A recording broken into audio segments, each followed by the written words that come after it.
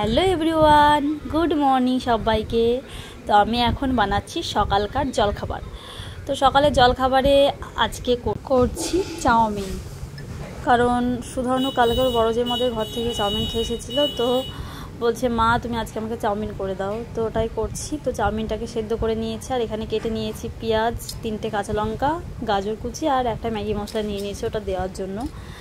কড়াই গরম করতে বসে দিয়েছি, তাতে দিচ্ছি সাদা তেল, আর এতে দেব অল্প কটা জিরে, গোটা জিরে। তারপরে কেটে রেখেছিলাম গাজরগুলোকে দিয়ে দেবো। আর এই গাজরগুলো না বেশ কয়েকদিন ধরে ফ্রিজে রয়েছে, বেশ আজকে একটা কাজে লেগে গেল, নাহলে হয়তো ফেলেই দিতে হতো।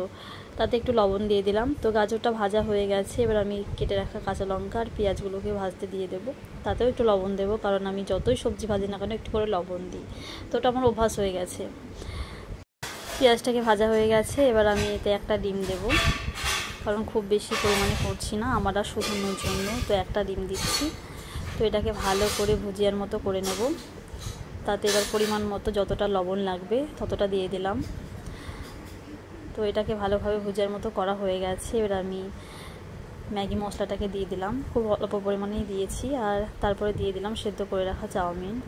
তারপরে ভালো করে একটু নাড়িয়ে চাড়িয়ে আস্তে গ্যাসটাকে দিয়ে অনেকক্ষণ ধরে একটু নাড়ালাম, কারণ একটু ভালো করে নাড়াচাড়া করলে ভালোভাবে লবণ ঝাঁকটা ভেতরে ঢুকবে।